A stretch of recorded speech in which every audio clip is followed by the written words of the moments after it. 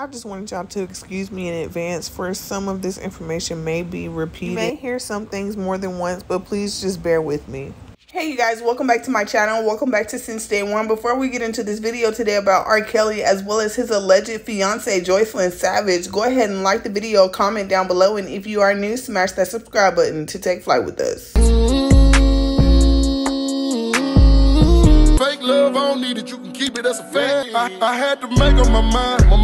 I took that weight on my shoulder. I done been down for so. Well, here we are back at it again, you guys. It's been 3 whole years since February of 2019. Everybody has been waiting for Rkelly to attend his Chicago trial. But before we get into all the details of this trial, you guys, we're going to talk about Joycelyn Savage releasing her tell-all book called Love and Joy of Robert. The book is available on Amazon. It is $14.99. I did not pay for it, you guys, because it is only literally 11 pages. And it just still doesn't make any sense to me how a 26-year-old woman can fit the last 8 years of her life with Rkelly in an 11-page book. Luckily, Amazon lets you download a sample of the book. It doesn't release all 11 pages to you, but it lets you read some of them, and that's about all Miss Joycelyn gonna get from me. Joycelyn begins the book saying, "At the beginning of my teens, I knew I wanted more for myself than I was currently experiencing.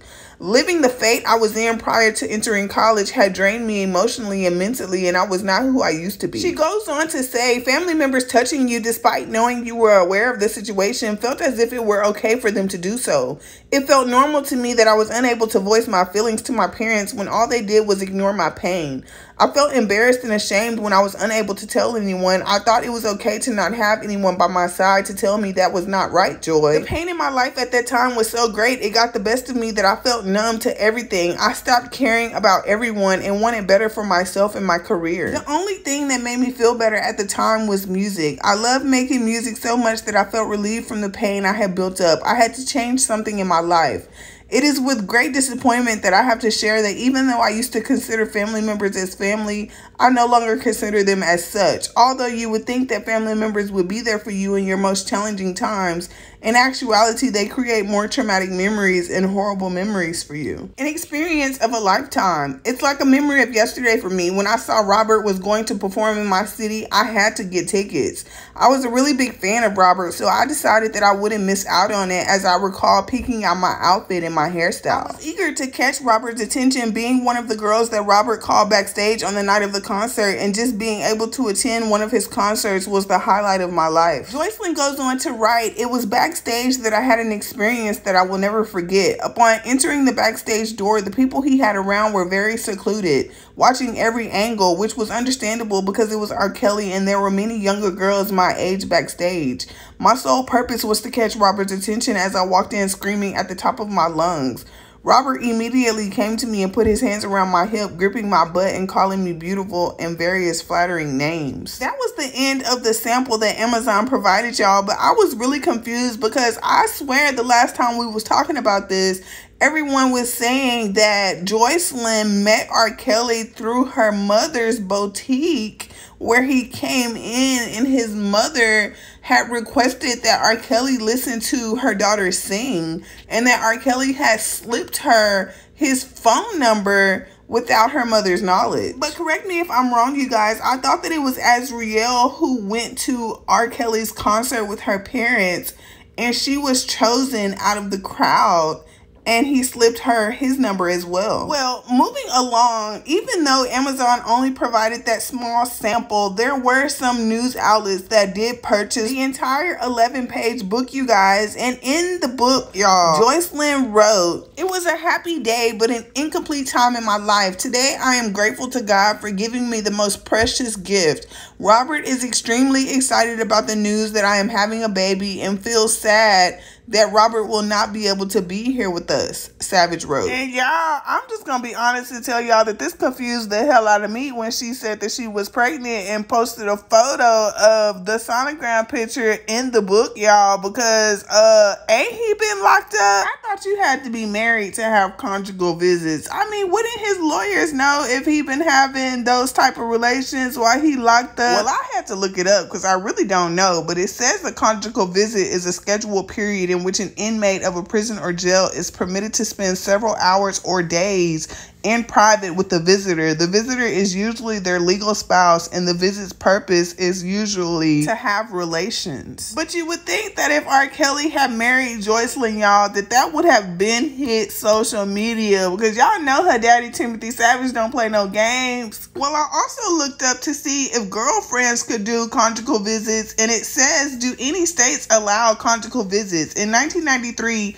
17 states had conjugal visitation programs. By the 2000s, that number was down to 6, with only California, Connecticut, Mississippi, New Mexico, New York, and Washington allowing such visits. And by 2015, Mississippi and New Mexico eliminated their programs, but did New York still have it? Because y'all know R. Kelly was locked up in New York for the longest. He just recently got transferred to Chicago for the start of his new Chicago trial. And according to this article I found on Google, you guys, New York is still doing conjugal visits, and they generally last between 2 and 3 days. And to qualify, inmates have to be well behaved and receive approval from the commissioner's office. And to be honest, that's the only way that I feel that Joycelyn could be even pregnant by R. Kelly. I mean, she had to literally be having some conjugal visits, or froze that man's sperm and just decided to use it now. And even though Joycelyn didn't mention any names in her book, y'all, I knew she had to be talking about Azriel when she wrote that another girl living under R. Kelly's roof became bipolar and missed her family terribly.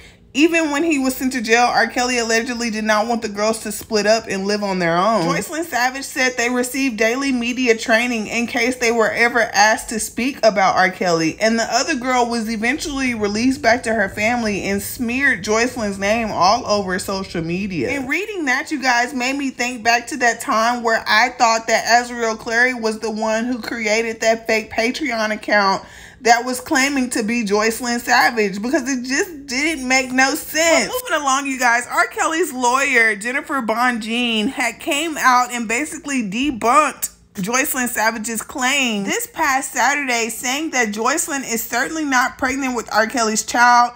The math for this baby's conceptions adds up as much as an 11-page quote-unquote book. Joycelyn Savage did not reveal how far along she is, but R. Kelly has been behind bars for over a year. Joycelyn Savage alleged that she found out she was pregnant the day after R. Kelly was sentenced to 30 years. I mean, make it make sense, y'all. Leave y'all thoughts and opinions down below and let me know what y'all think about the situation. R. Kelly's attorney, Jennifer Bonjean, wrote on her Twitter on August 12th and said there is no truth to reports that Joy is releasing a tell-all memoir, and she is certainly not pregnant with R. Kelly's child. People are just insane. Carry on. Well, today is the day that we have all been waiting on since 2019, you guys. We have been waiting on R. Kelly to begin his Chicago trial for the things that he got acquitted of in 2008 plus more. I thought that Chicago was just gonna hop right on into things. However, today was just literally jury selection in R. Kelly's Chicago trial.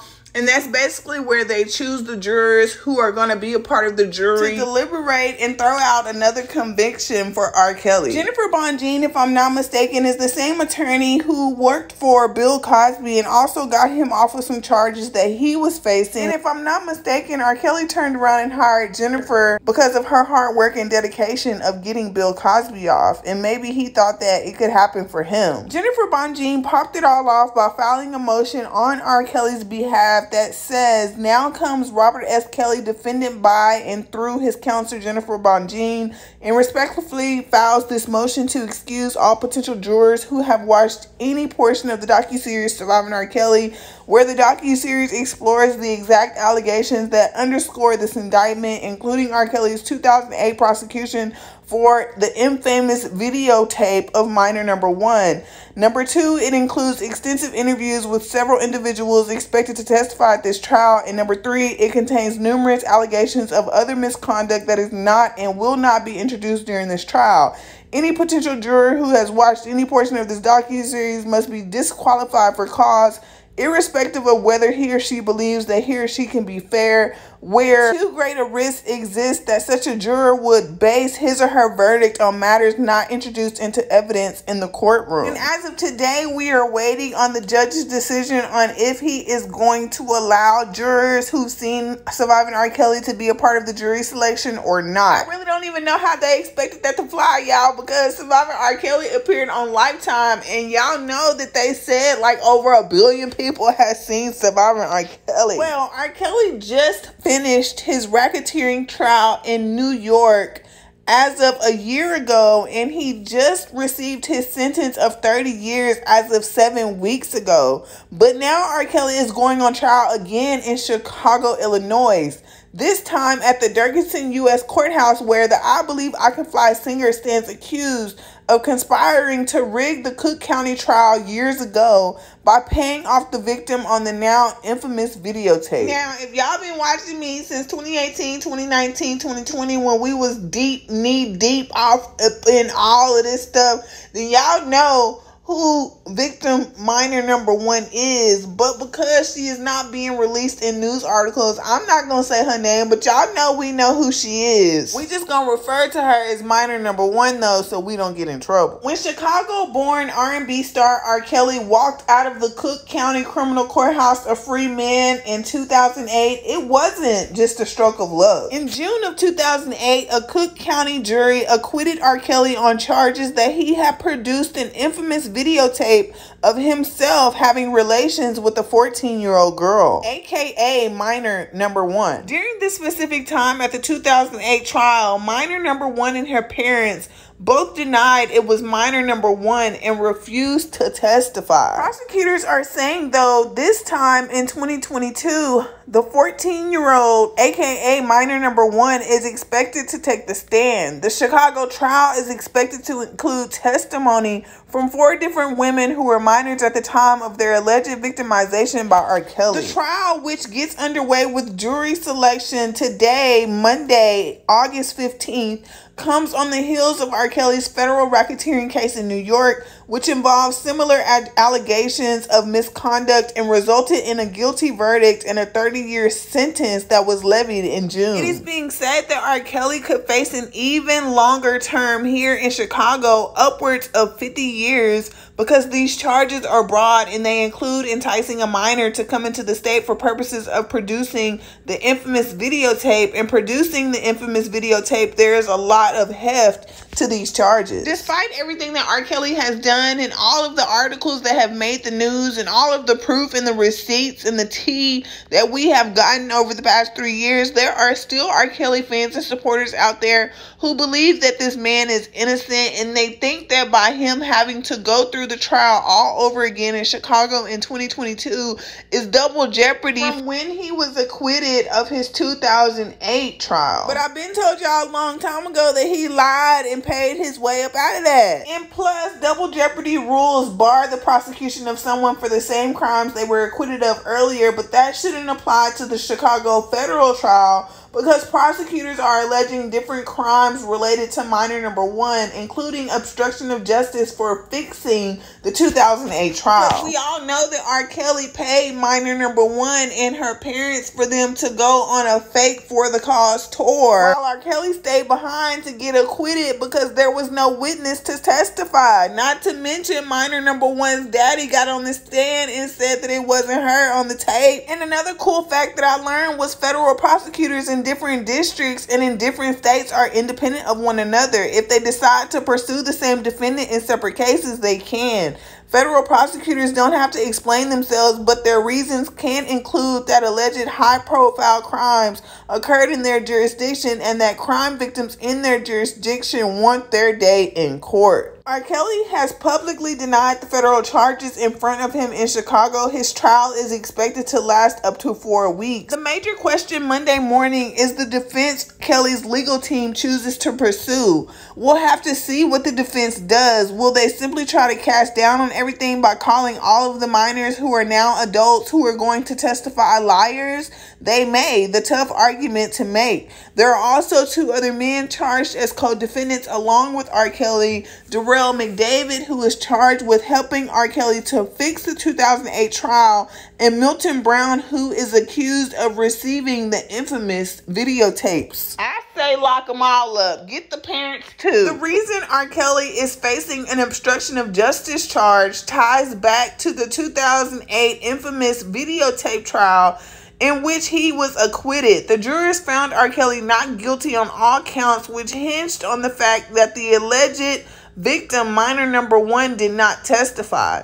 Federal prosecutors say that witnesses and their families were threatened and paid off by R. Kelly and his associates before the previous trial. And now the alleged victim, aka minor number 1 from the 2008 case, is set to testify, y'all. And that's what I've been waiting on. This 2022 trial is more than just a redo of the 2008 case because it will feature more evidence.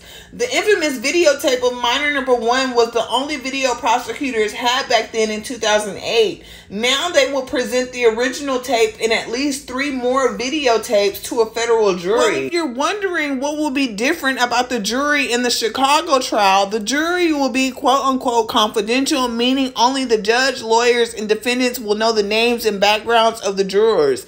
In the New York trial, the jury was anonymous, meaning no one knew anything about the jurors. Assistant U.S. Attorney Elizabeth, shielding information on jurors is necessary to protect them from being contacted by the media or the public for the purpose of influencing a verdict. Jennifer Bonjean and Bew Brindley, a lawyer for McDavid, argued against the confidential jury in Chicago, saying the government has presented no evidence to suggest the jury will be harassed during the trial. The article goes on to say every time you have a jury treated in that way, the jurors understand from the beginning that there is something they need to be worried about. Judge Leinenweber said that the R. Kelly case has been so high profile that large groups of people feel strongly about it and are actively expressing their disagreement with R. Kelly's prosecution, especially on social media. Well, if you're wondering what differences will there be in expected testimony, in general, the second trial is expected to revisit some of the same allegations that have followed R. Kelly around for decades as he rose to stardom, making him the target of critical media coverage and even a TV documentary series called Surviving R. Kelly. The Surviving R. Kelly docuseries on Lifetime basically showed that R. Kelly has preyed on underage girls and women fans over decades and should be held accountable. But the Chicago case will also include a focus dating back 14 years. R. Kelly is charged with obstruction of justice because prosecutors allege that R. Kelly and the others threatened and paid off witnesses before his 2008 trial in Chicago State Court on the infamous videotape charges involving a tape and an alleged underage girl. R. Kelly was acquitted, though now the government will attempt to convict him of fixing that trial. During the pretrial hearing in Chicago, Judge Leinenweber ruled on more than a dozen motions from the lawyers about what evidence can and can't be admitted at the Chicago trial. R. Kelly's lawyers sought a ruling to keep out testimony about R. Kelly's 1994 illicit marriage to the late singer Aaliyah when she was underage, a central issue in the New York trial. They also want to keep out testimony by R. Kelly accusers who claim they were impregnated by R. Kelly and that he arranged their abortions. The public is also wondering if this Chicago trial will be R. Kelly's final trial, and it may be, but it's all depending on what happens in this trial. It might not be the end of the prosecution of R. Kelly. Similar charges have been pending against R. Kelly since 2019 in Chicago's Cook County State Court and in Minneapolis Hennepin County State Court. So basically, y'all, he facing federal and state time. But what I love so much about that New York racketeering case, y'all, is that he just got sentenced to 30 years. And he has to do that day for day. It ain't gonna be no 3 for 1. However, these state cases has been on hold during the federal prosecutions from New York and Chicago. Legal experts say that it's likely they will not be revived if R. Kelly is convicted and receives another long sentence amounting to a lifetime in federal prison where he has to do day for day. Which is good news to me because he shouldn't have been locking them women up in them rooms, making them pee and poop in buckets and stuff and have to knock on the door for food. Like, now that's going to be you day for day. And y'all, what really burst my bubble is that I've been thinking since 2019 that the Chicago trial was going to be public and they was going to be allowing cameras in the courtrooms and stuff like they did in 2008.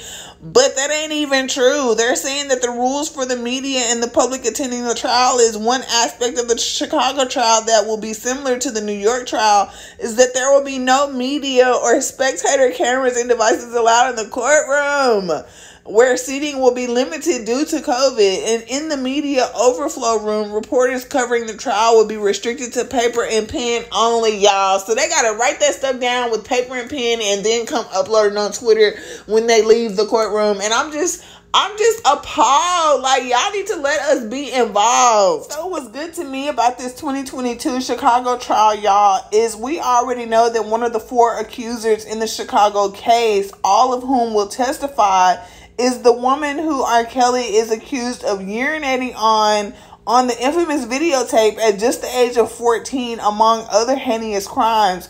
She is set to take the stand as well to speak on the 2008 case and her experience with Rkelly in general. And I'm just waiting to see what she gonna say. And per new court filings, y'all, the 14-year-old, aka minor number 1, who is now in her 30s, will address claims that Rkelly rigged the 2008 case in an attempt to obstruct justice, including allegedly paying off and threatening the 14-year-old, aka minor number 1 at the time. Many people will recall that Rkelly was acquitted in 2008 and went free, but this was largely because the alleged victim, aka minor number 1, refused to cooperate and testify. But now it appears that she'll explain why that happened from her perspective for the first time ever. Her identity has remained hidden all these years, although, y'all, we already know who she is, but we just gonna be respectful and call her minor number 1. And there's more. These new filings say prosecutors plan to play the same VHS tape from 2008 in court again as this current trial fires up. The infamous videotape from 2008 is going to be played, and then the 3 other videotapes that they have are going to be presented as evidence in court, but it's unclear if they all pertain to 2008, because y'all know that he had been doing this stuff since the 90s, and he had that big old duffel bag full of them videotapes that he used to carry around to play basketball and stuff. Prosecutors say Rkelly shot the video of minor number 1 in a log cabin themed room at his Northside Chicago home between 1998 and 2000, when minor number 1 was as young as 13. And in it, minor number 1 is heard calling the man daddy.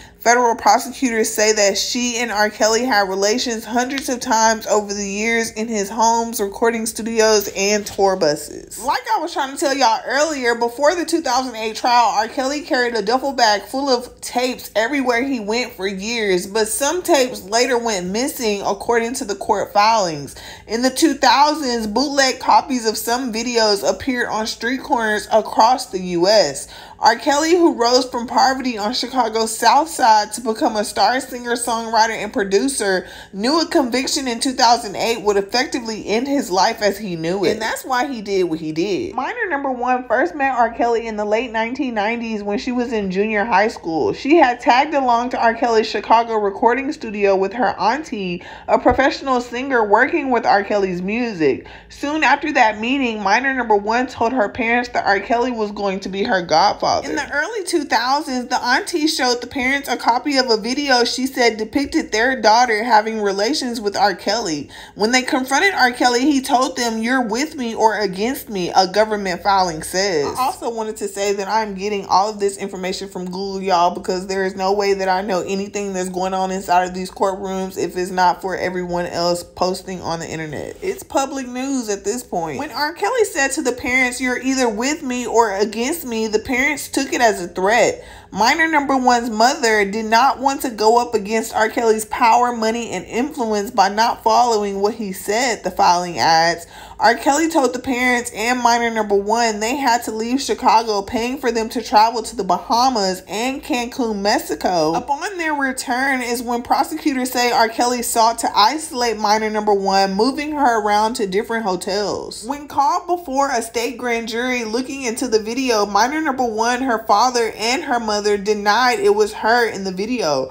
Prosecutors say an attorney for R. Kelly sat in on their testimony and reported back to R. Kelly what they had said. Prosecutors from the Cook County State's Attorney's Office chose to push ahead with the charges and to take the case to trial in 2008, despite what they knew was a major hurdle, which was their inability to call the girl in the video to testify. And this is what I've been saying all along, but I just believe they worded it better. But any confidence that R. Kelly may have had of beating similar charges a second time were likely dashed, y'all, when he learned minor number one is now cooperating with the government, and with more resources, federal prosecutors also boast conviction rates of more than 90% compared to around 65% for their state counterparts. And all I can say, y'all, is he brought it on himself. That's what he gets. In 2008, his lawyers argued the man in the VHS video who appeared very much to be R. Kelly was not R. Kelly.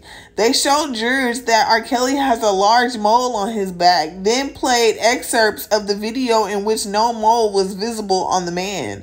And one of R. Kelly's attorneys, Sam Adam Jr., told jurors during closings that no mole on the man's back meant one thing: it ain't him. And if it ain't him, you can't convict. Some 2008 jurors told reporters after the trial that they weren't convinced the female in the video was who state prosecutors said she was. That shouldn't be an issue at the Chicago federal trial because prosecutors say both the girl and her parents will testify. What defense R. Kelly's legal team will present this time isn't clear, and the defense is likely to say R. Kelly's accusers are misrepresenting the facts, and R. Kelly was more blunt in a 2019 interview with Gayle King of the CBS This Morning, saying about the women, all of them are lying. This trial will be an emotional moment for many in Chicago who have witnessed R. Kelly's rise from a child of the city to a poppin' R&B star, then his fall after he was accused of luring underage girls into his orbit. Chicago has always struggled with this because he is local and we tend to go up for our locals.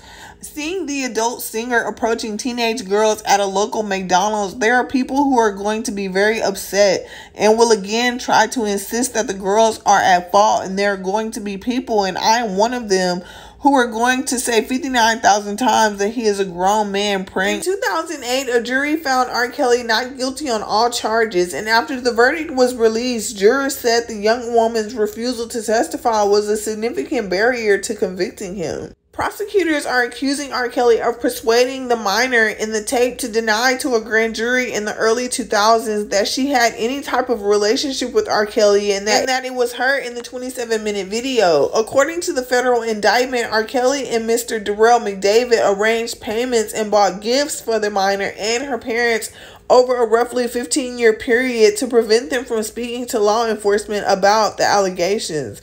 This hush money payments were a part of a broader effort, prosecutors say, to hide evidence of R. Kelly's misfortunes from investigators. And y'all remember early on I told y'all that this is the beginning of the jury selection for the Chicago trial, and I had told y'all how R. Kelly's lawyer, Jennifer Bonjean, an attorney for R. Kelly whose given name is Robert Sylvester Kelly, had asked the judge to disallow from the jury anyone who has seen Surviving R. Kelly, a 6-part Lifetime documentary, calling it inflammatory.